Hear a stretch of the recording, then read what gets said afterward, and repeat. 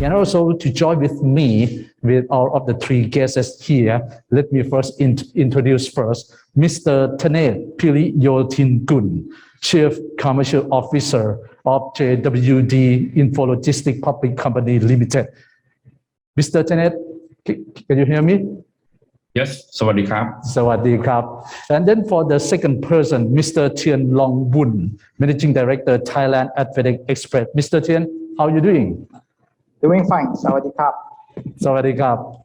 And for the last person and only lady in this session, Ms. Asaree Srisongkram, Deputy Managing Director at VCargo Company Limited. Do you hear Ms. Asaree? Sawadee krap. Yes. Thank you so much for all of your guests. I know that you have a limited time because this is for the working day, but I know for the topic that all of you guys think this is very important to share your viewpoint, your outlook and experience that ASEAN market become very, in terms of economic prosperity. And also the last section that we learned is that everyone moved from digital. We moved from the traditional to digital. And everyone think about logistics become very competitiveness in order to drive growth of the business. We learned from the one session is that B2B and B2C will go along together, but have a different, unique the way to drive the business as well. So that's why in this session, we're going to focus on about ASEAN market. So let me get the first question to JWD first about view on the ASEAN market. I would like to know in your viewpoint that what is the overview of logistics business in ASEAN region and which direction the ASEAN market heading for? Okay, well, I think if we look at the ASEAN market today, right, I think it's quite, pretty much similar to Thailand markets, because if you look at the overall increasing of the economy in each of the country in ASEAN market, you will see that if you focus on the B2B side of the business, you will see that not so much growth of the business has been moving into the B2B side. When we consider a lot of international trades, between ASEAN and many other continents around the world. But surprisingly, the economy of the domestic distribution was actually something that has been growing, not just only in Thailand, but if you look at a country like Indonesia, Philippines, Vietnam, all those countries have been growing a lot in terms of domestic distribution. And that's basically driven from the e-commerce business. And at the same time, I think that kind of e-commerce business has been moving towards a lot of logistic company that has been changing in the market.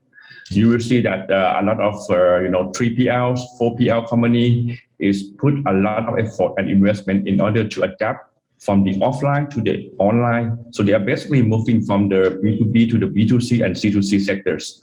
However, it's not that easy for the B2B operation or logistic platform to move into the B2C and C2C. So you will see that there is quite a number of tech startup company that are jumping into this field, trying to fulfill certain number of weakness in the market.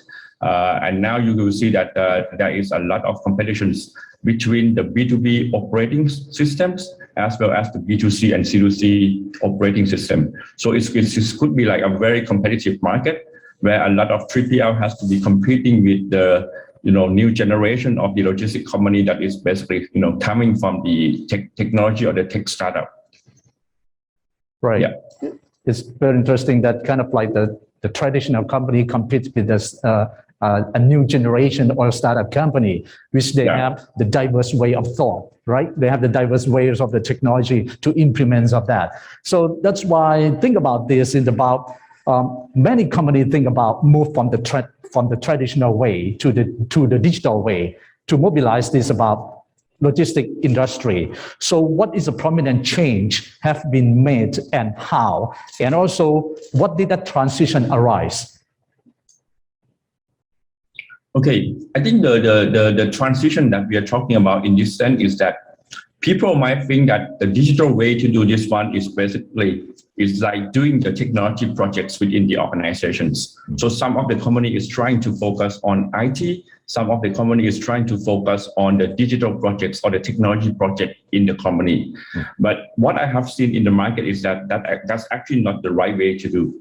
Because when we're talking about the digital transformation of the business, it's basically more of the organization transformation agenda, meaning that it's not about the IT.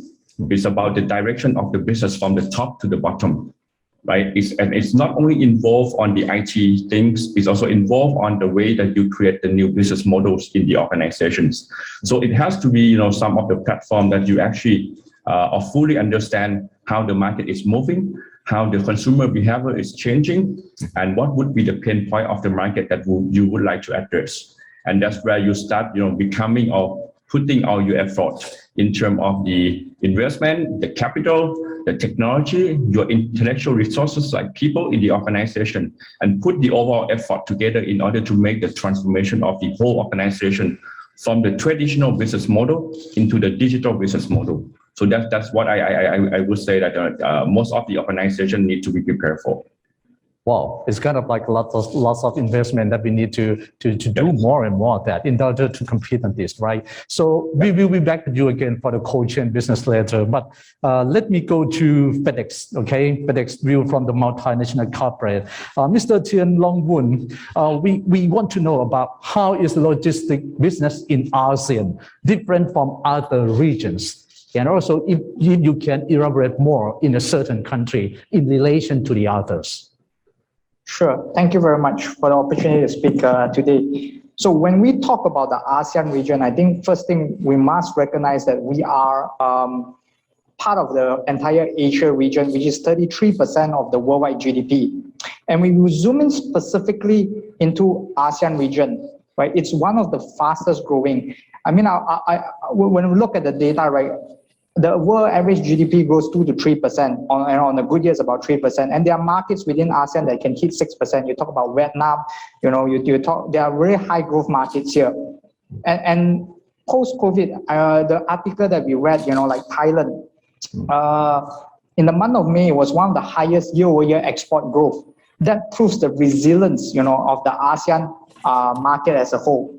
So when I go talk about this, we zoom into a critical element, which is very fantastic. I think you mentioned it earlier. The population in ASEAN is 660 million. Yeah. You put that into perspective, that is bigger than North America. And what is this population going through? The growth rate. We talk about the growth rate seen in terms of the middle class, the tech savvy. I look at my team, everybody has 2 handphones, 1 iPad or 1 Samsung Galaxy Tab. They're filled with so much of this, and that drives the key thing. The fastest growing e-commerce market. I think one of the fastest region is the ASEAN region that's growing. So you asked me to talk specifically about, I think with COVID, it's when I talk to my peers, one thing we see is you can buy almost everything online now. And when we work from home, what we uniquely see is the mass transformation of how we adapt in the new environment. And that's not just unique to one of the countries, whether it's Singapore, whether it's Thailand, whether it's Malaysia, I see that. And the thing that makes it strong is, like you mentioned, most of the ASEAN countries are connected via borders, all right, physical borders. And historically, physical borders really, really encourages trade. And the ASEAN region, like you're seeing strong EE growth in the electronic sector from Thailand, right, exporting, and that's what we'll continue to feel as well. So it's like an endless circle, and the more we export, the more developed we become, the higher our purchasing power. It feeds back into that consumption. And while you want me to zoom in, I think it's difficult, but I see that across the board in ASEAN, that is the power that will be as the middle class grows, the consumption grows, and then it feeds back in, and we continue to develop ourselves. So that's really, from a multinational standpoint, right? We really are very excited about the opportunities that we see in the ASEAN region. Really, really, even post-COVID, I think it will come back even stronger than before. I hope that answers the question. Well, that's good news because everyone expects that the ASEAN economy will become much more stronger and stronger once that the pandemic is under control. So it means that even FedEx also show about the concern and interest in the ASEAN market. So that's why the next question is that, what are the FedEx strategy in order to support and drive the growth in logistics for the ASEAN market? So when we talk about the ASEAN market in particular, I think FedEx as a company, right, we reevaluated, as we go along on digitalization and in what the ASEAN market needs. So it goes back to our network. As an international express company, we connect all the countries together. And it's not just about our planes. We have trucks that go all the way from China to Singapore, and creating that holistic environment for the business to succeed, for our customers to succeed. And we went on a journey of transformation and digitalization. And I like how Tanate put it, right? It's not just about the systems that we have. It's about getting the people educated. I myself, for example, will soon need to make sure that I'm certified safe and agile, because we want to make sure that we think on our feet, we adapt the business accordingly. And it's in that processes I can share with you that we have innovated on a multitude of environment. For example, if you write into our FedEx.com and you chat with us, you will actually find that part of it is support by bots. And why is this important? Now, let me give you an example. Imagine you're working very hard and office hour, and after office hour, you decided to follow up on your shipment. And in traditional way, you must call in during office hours.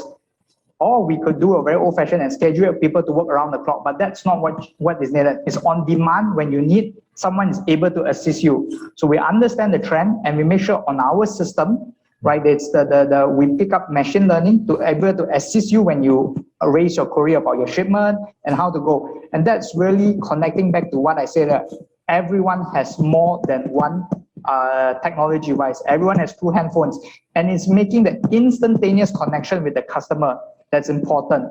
And we also share this kind of philosophy and concept with our customers as they modernize their own system, as they go through their own digital transformation.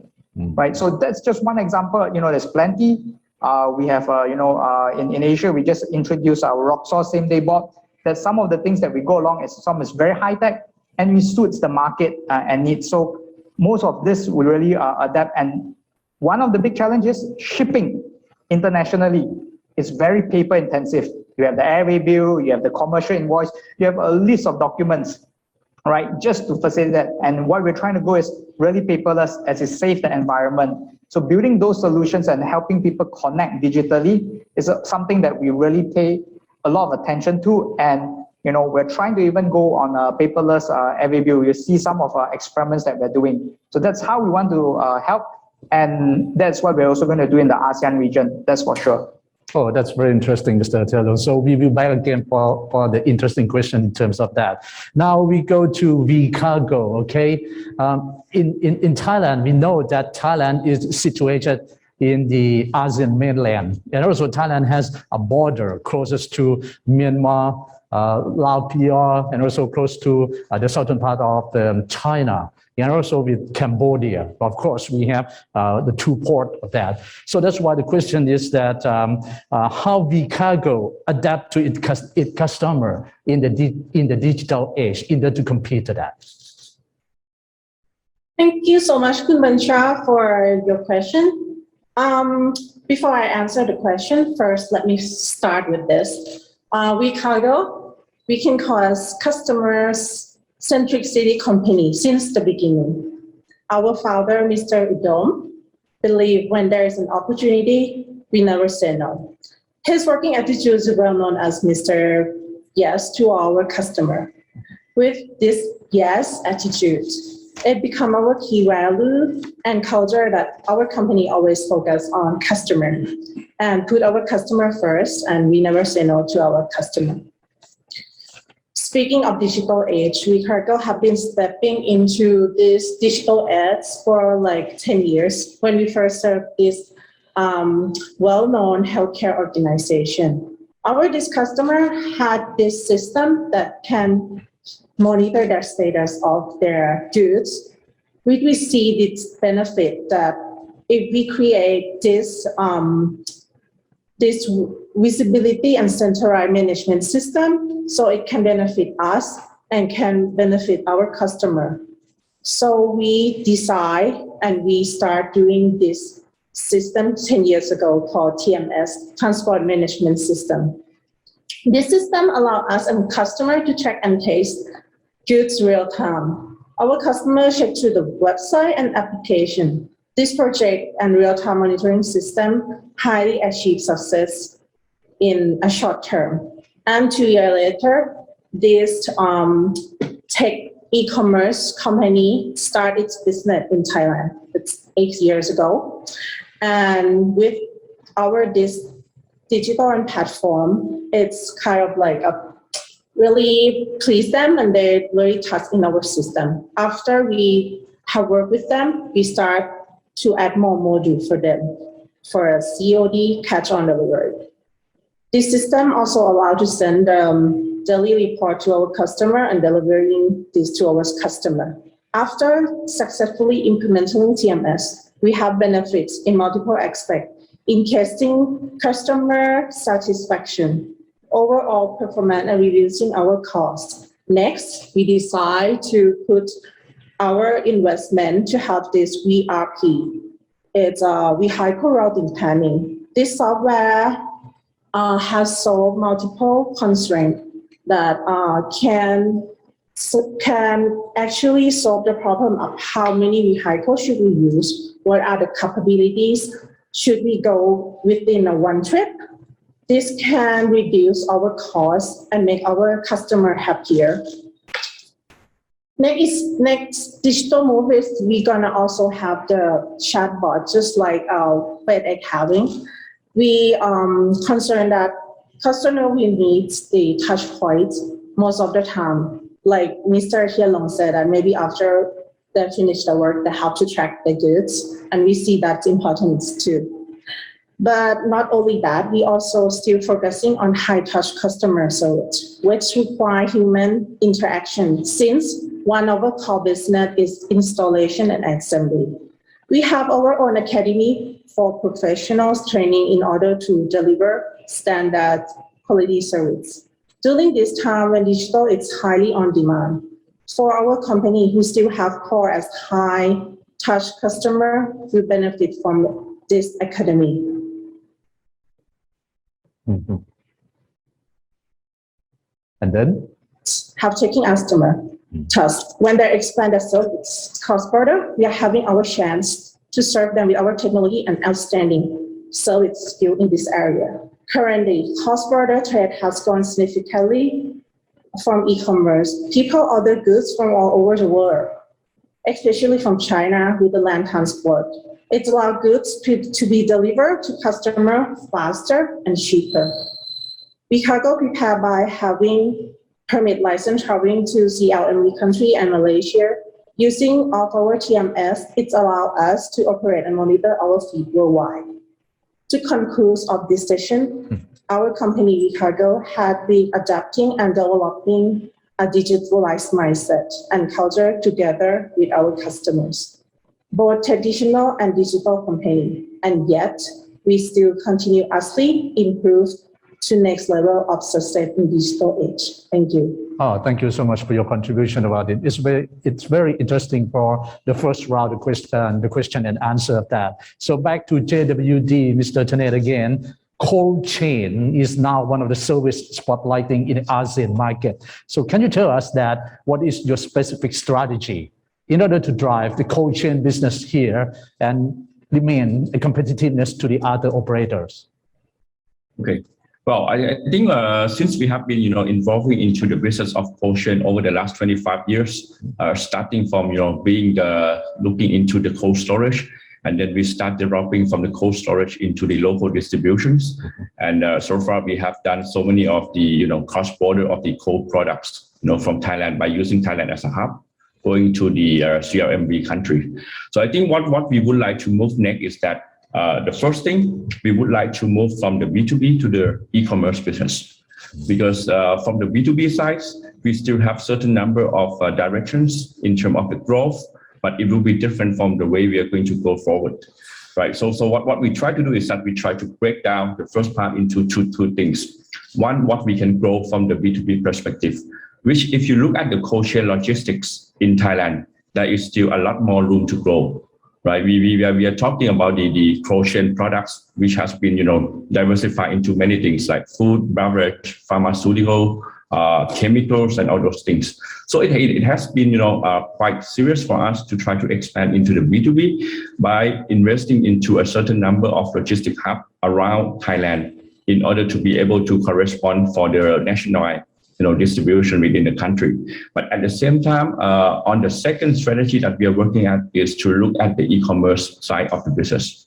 So we try to start up, one of our business called Ocean Express over the last 2 years, right? And it has been running well in terms of the market and the volume developments. So now we are trying to basically scale up this business into the next level by having a joint venture together with Thai Post and Fresh Express. So this is going to be one of our key strategy that we would like to leverage the asset, the utilization of the resource, the technology advancement, all three things together, plus the experience of JWD as a group in order to manage the Ocean products. So this will be the next level that we would like to, accelerate the growth of the Ocean Express. And we hope that the way that the market grow will be quite high over the next 3 to 5 years, at least 8 to 10% year on year, and we will be able to capture that kind of market on the Ocean Express.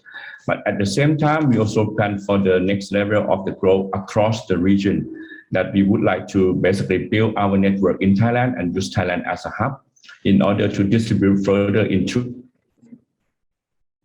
Yeah. Okay, Mr. Tanate, are you with me? Are you with me, Mr. Tanate? Of the POS platform called Food Story, which is basically the food restaurant platform on the POS system that a lot of restaurants has been using in order to manage their restaurant. But not just only manage the restaurant from the customer perspective, but they also use the system to manage the supplies of the ingredients into the restaurant. And this is where JWD tap into the opportunity by using our Ocean Express business and tap along with the POS system in order to be able to identify the end need of the consumer and the restaurant, so that we'll be able to basically manage the orders, doing the procurement with the vendor, doing a better sourcing way in terms of the system, and then be able to set up the Ocean Express in order to deliver that kind of ingredients into the restaurant. So that would be some of the what I would call a complete Ocean ecosystem that we would like to set up.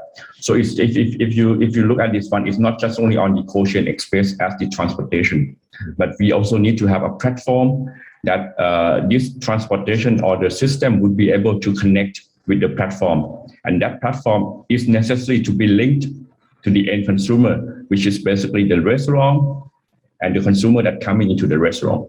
So with that kind of platform and ecosystem, we will have the data access to how is the consumer behavior look like, what the customer would like to eat, how much is their favorite dishes, whatever, right? And then we'll be able to analyze those data and information of each restaurant. Then we'll be able to understand how much is the ingredient that has been needed in each restaurant. And that's where we start processing our Ocean Express in order to start the logistics and link our logistics to the activity of the, I would call that a technology platform and the ecosystem. Wow, sounds like it's about a huge, massive back-end operation, and also the kind of like more and more investment of that. And it is, of course, a niche market or the value-added market that you try to develop from the traditional logistic way. Is that right? That's right. Right. Yeah. Thank you so much for this. So I go to FedEx again. You talk about innovation, because the company tried to think about innovation to pinpoint and try to strengthen the way to survive and make the business prosperity. So that's why how innovation being implemented to expand your services capability in ASEAN market. Yeah, thank you very much. So innovation, I think it's not a new word for any of us. You go through all the industrial revolutions, right? That's something that we continue as a business, treat us as a living organism. We got to improve ourselves. So there are a few ways that we have approached innovation. And one of it, let me just share, as a big corporation, right? The benefit that we have is that once R&D is done in a certain region, like in US, there is an opportunity that it gets populated to the ASEAN region. So for example, our partnership with Microsoft has enabled us to transform how we look at the data that we have. And we sit on a lot of data. We handle more than millions of packages and shipments a day. And sitting on the data translate to critical information that can help us. And one of this was used for us to deliver COVID vaccine with all the tightened, delivery by a certain time period, right? We really needed that information to make right decisions, to intervene if necessary. So one part of innovation is on collaboration. So you collaborate with the right party so that you don't develop the technology by yourself. Working with others help you speed things up. So that's our collaboration with Microsoft. And coming nearer to ASEAN, as we talk about the massive e-commerce market that we have, getting the delivery right, the last mile right, getting the package to the intendee, to the consignee is very important. And what we have done is, we have developed the FedEx Delivery Manager, and that really gives you the flexibility of deciding whether you want to deliver it to your house, you want to deliver it to your office, you want to deliver it to your parcel locker. And this is something that definitely will be very important. In markets like Malaysia and Singapore, we have already launched parcel services where the customer can go and collect it at their own convenience. So do not worry if we come and knock on your door, you are not there, you know where to go and get it. You tell us in advance that you want to self-collect at a given location, and we will make the necessary adjustment to suit your schedule.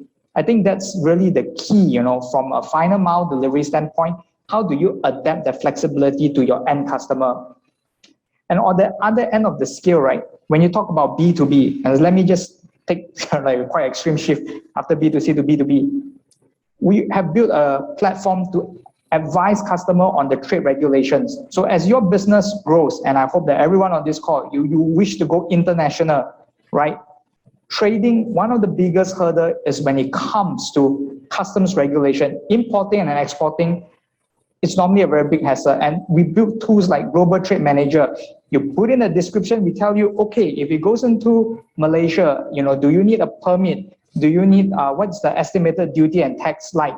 We build those platforms to help, be a trade advisor to our customers, at least help them make the right decisions. I think that's how you see the change go along, right?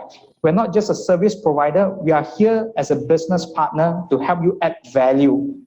And this is a critical part of how we will rethink, how do we add value for our customer, both on the shipper end, on the recipient end. How can we enhance that journey and make it, more engaging to both sides? At the end, I think in the logistics business, it's very interesting. We are the only party that share your customer. So if you are the shipper, your recipient is also our customer. It's our duty to make sure that he or she is very happy with the services that's rendered. And that's what our focus on, the entire shipping journey. How do we make sure that customers stay connected? Customers feel they have the flexibility. Customers know that we are here to assist. And these are the innovation that we build around it, right? Digitally, the support structure, these are what I will focus in. And in ASEAN, you can actually see that we have launched this in multiple of the ASEAN markets, like I talked about the FedEx Delivery Manager.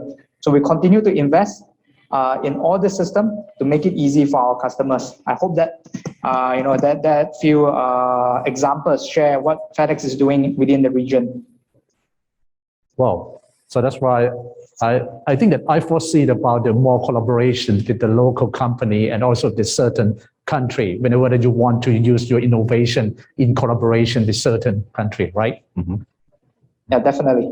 Right. Yeah. So now I go to VCargo once again because VCargo is about local Thai operator in logistics. So that's why my two questions is that how do you perceive a digital into the logistic business, and also how VCargo be prepared for that? For Thai logistic business, obviously, we can significantly see the difference of digital and technology adaptation rates, regardless of Thai well-known logistic companies, which already have benefit of using technology. Many of Thai logistics SMEs still operate their business manually. Personally, I believe of using technology. Many of Thai logistics SME still operate their business manually. Personally, I believe that Thai logistics are open-minded to apply technologies into their companies. However, technology and digital tools sometimes require amount of capital investment and clear understanding of using these technologies. Fortunately, that issue can be solved by start looking to 3 open source system and tool and familiarize with its features in order to practice some fee benefit of the business. For VCargo, to be a successful digital company, we have been using and developing technologies for over decades. First, we operate the whole fleet on our online TMS platform. This system enables centralized staff to manage and monitor all drivers and fleets real-time nationwide. With the smart system, drivers can communicate, sending job progress and results to center team via mobile application to ensure that we deliver excellent service to customer. Next, the great achievement of using technology is our smart station project. This smart station project is publicly interested by many professionals in logistics industry. Why? Why this project is so successful? Since the highest operation cost of logistics company is fuel, most logistics company is struggling to estimate and control exact amount of fuel filling in the trucks. Therefore, their fuel estimate is based on experience and distance control from our head office in Bangkok, but allow the driver to access 24/7.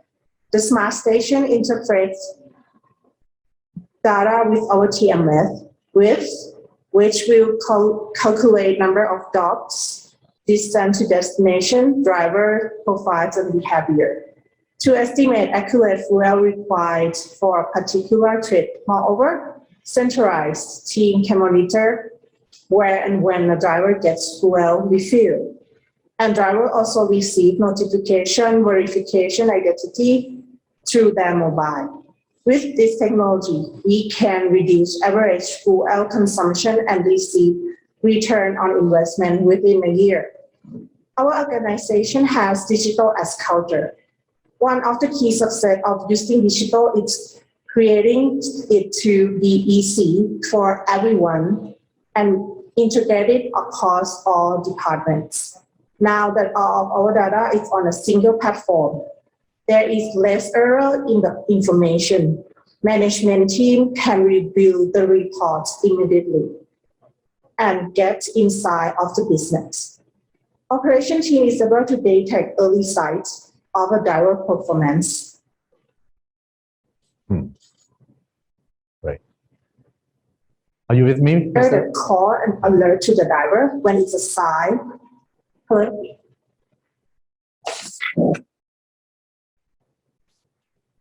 Are you still with me, Miss Asaree?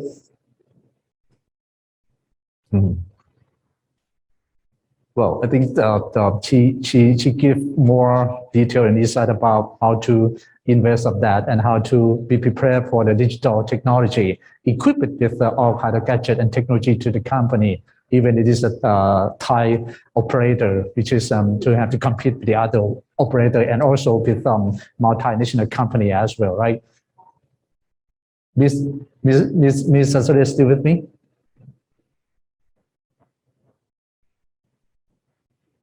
Okay.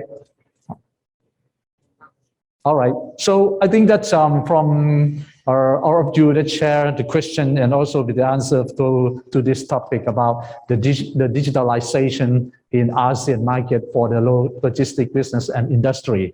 Of course, I think that everyone has shared one thing in common, which is that to invest with the local partnership, especially for a startup company or the young entrepreneur in logistic business. So I back to this question to JWD first. Whether do you agree or not, or do you have any kind of idea to share your business model with the local operator or startup in order to drive a success for your business?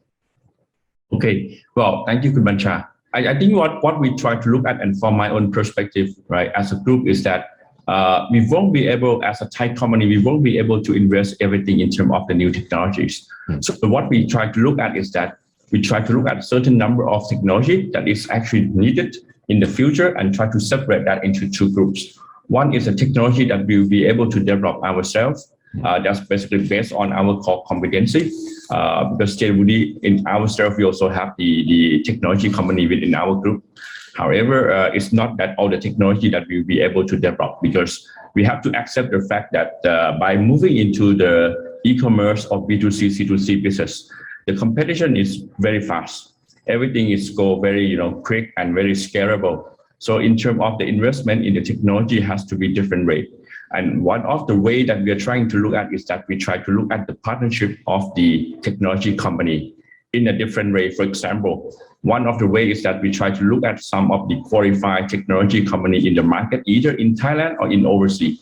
And then we probably are going to invest or ventures into that industry or that technologies, maybe in a different rounds of the fundraising, right? As long as we believe that that technology would be something that we would need for our future directions of the business. But of course, we will have to consider different factors. For example, we may need to consider like the capability of the owners or the founder of the business. We need to look at whether that technology is going to be the technology for the future.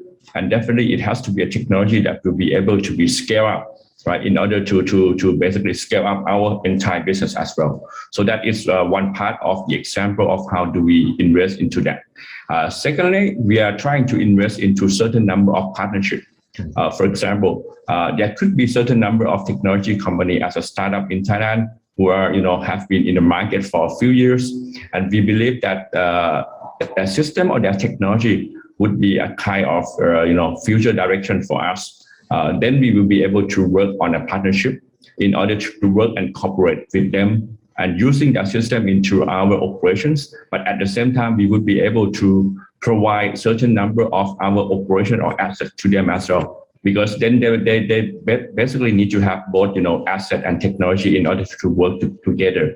And that's the other way that we try to look at, right? So I would say that in summary, we try to look at different way of inventing and investing into the technology platform in the future, which for JWD, we don't have 100%, investment by our own as a strategy. So we try to split into different ways. But at the same time, we try to definitely, the common thing is that we try to look at the different, technology that is going to be the future for our business. Oh, thank you so much for your contributions on that. With the same question, I go to FedEx again with my same question about that. Would you agree, or you would like to partnership with any local operator in terms of innovation? I think, with this particular question, definitely we partner. I mean, earlier I shared on the parcel lockers and then integrating that platform, right? With ours, we can't.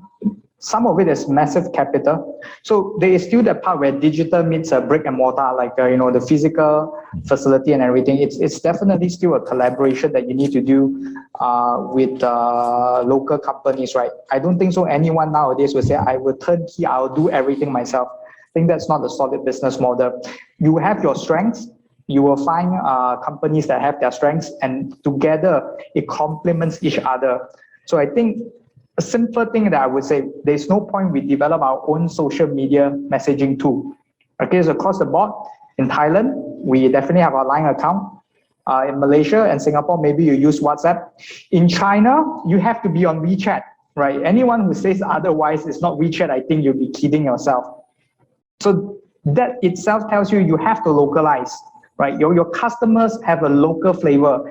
And as long as the local flavor exists, you need to collaborate with people who can do that. And you are not going to succeed in doing everything yourself. So to answer the question, definitely we need to collaborate with local companies and local talent. I think that's the key thing that I would share.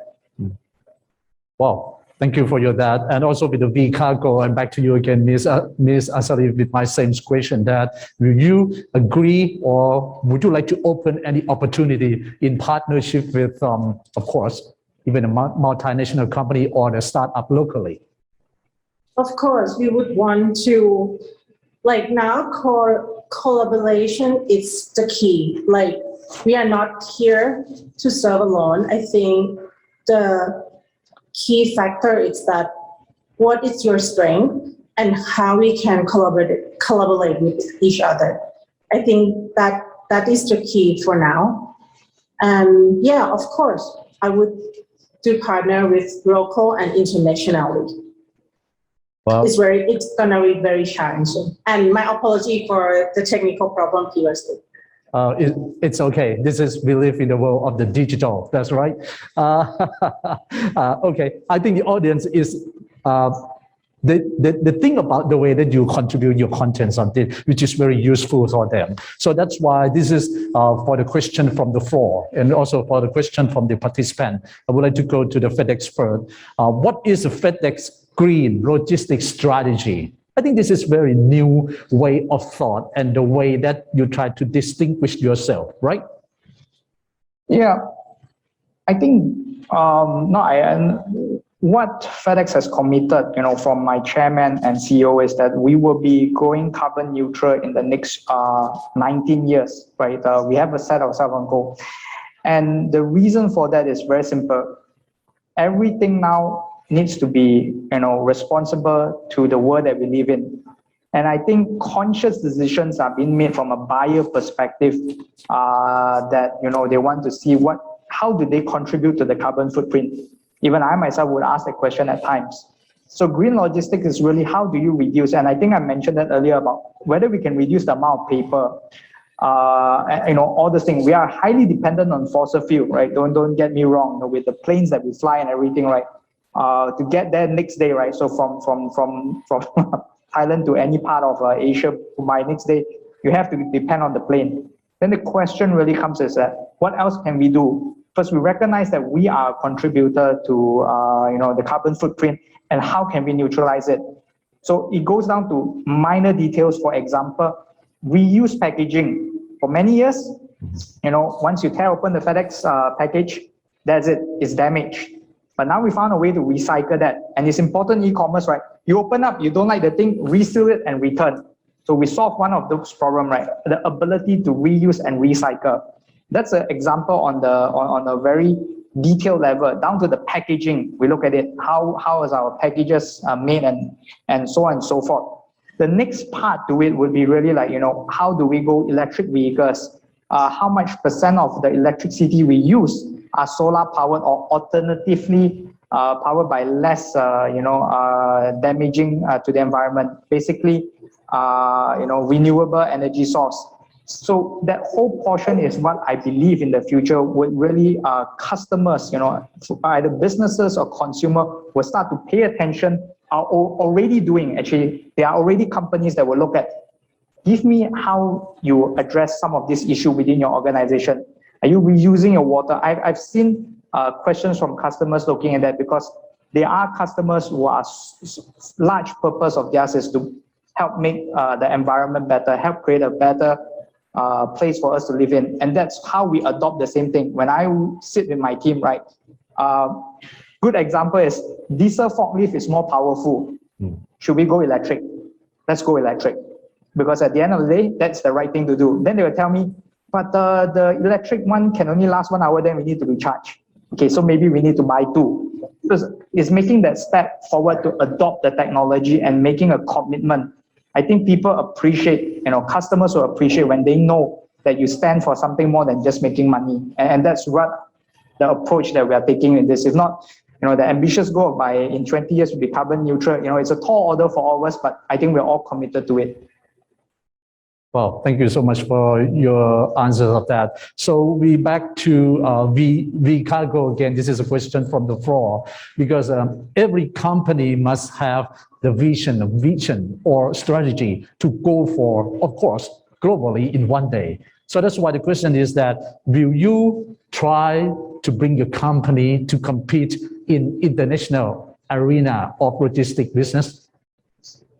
Yes, thank you for the question. Of course, we have planned for that. As we know, the global logistic company have more advantage in various areas. For example, like the capital investment, the top-notch technologies, and smart professionals. For Thai company like VCargo, that top-notch challenge is to have the first comprehensive understanding of our customer. Second is the smart and solid technology. And third is the Thai hospitality service mindset. All these three parts are key success for us to continue success and to be competitive in the business. As I mentioned earlier in the panel, VCargo, we always put our customer first. Second, technology and digital play key role in both our business and logistic industry.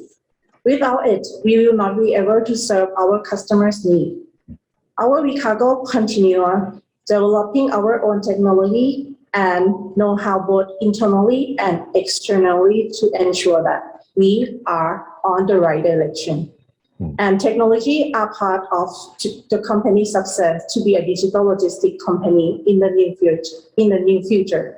Last but not least, no one denies that technologies and digital is one of the most important in this digital era. However, customers do not buy your product or service from technology you provide. They do because you understand and can solve their issue. Thank you. Wow. Sounds very interesting, and wish you a great success to come, okay? VCargo. Thank you. Okay. So for the last question from the floor, and this is go through JWD, because this question is related to your last contribution about employment in the field of logistic industry. So please share your opinion on how people employment will be future logistic industry. Okay, thank you, Kumancha. I think this question is actually a good question because when people talking about the technology, right, they will think about what's going to happen with the people in the organization or even in the workforce market, right? I think the good news is that technology is going to bring in a lot of opportunities that we are going to, synergize our business, not just only within the Thailand, but also across the regions. But the bad news is it's going to replace some of the job. So whether you like it or not, it doesn't matter, but it's going to happen. So what I think from our view is that, like what I said from the beginning, this is not about the technology projects. This is basically about the organization transformation agenda.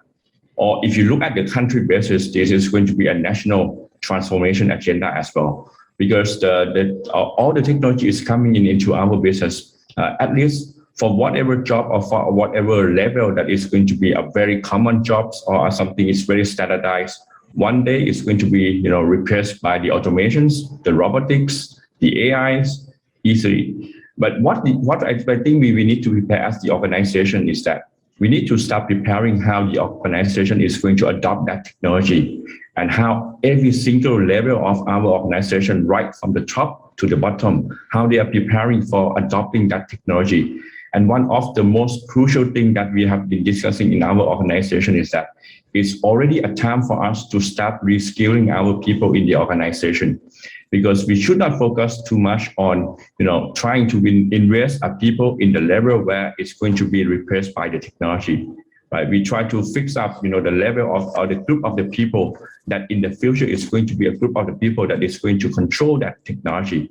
And that's where we have to survive our organization. Like I said before, it is something that whether you like or not, right, it doesn't matter, it's going to come. So you have to really get your organization and your people be well prepared for that kind of thing. And I think in JWD, we have done certain number of initiative and project as well, because as I said before, we have our own technology development community in our group. And we also investing into the new technology outside the company. So we see quite a number of technology that is going to be interesting. One of the technology that we are basically exploring is what people call as the AI or maybe like IoT, right? For example, like the sensor that we are going to use in our warehouse, the sensor that we are going to use in the transportation in our truck fleet and all those things. Where today we need to use people in order to do that. But tomorrow, next 1 or 2 years time, it's going to be all the sensor stuff that we are going to be invested. So the people that is going to do that jobs right now is going to be gone. So it has to be replaced by all those technology. But the good thing about AI is that AI will not be like smart from the day one. You have to test it 100 times. You have to test it 1,000 times until it's getting smart and smarter, right? So that will be the level of the people, the level of the resources that you still need in order to test the technology. So that means there is a time for you to start preparing your organization, to start transforming your organization, to start reskill all your people. And one day, when the lower level of your tasks, the lower level of your business has been replaced by the automation, your people will be reskilled and they will be able to add more value to the organization and the business. That's what I will view from this type of technology things. Thank you, Mr. Tanate. Our participant or the audience, that's why I say that this panel discussion is become very fruitful, become very meaningful, become very beneficial to all participants. And also they provide more opportunities for the employment. Like Mr. Tanate say that when we talk about logistics industry, it doesn't mean that business side. It's just about the future of everyone that involved in this business in order to strengthen, in order to support the economic recovery. Of course, we want to see that the COVID pandemic will one day be under control, right? So thank you very much for all of the three participants here. Mr. Tanate Piriyothinkul from JWD InfoLogistics Public Company Limited, and Mr. Tien Woon, Managing Director, Thailand at FedEx Express, and also Ms. Asaree Srisongkram, Deputy Managing Director at VCargo. Thank you for all of you and hope to see you soon face to face. Another talk discussion again in the future. Thank you so much. Bye bye. Thank you ครับคุณบัญชา Thank you very much. สวัสดีครับสวัสดีทุกท่านครับ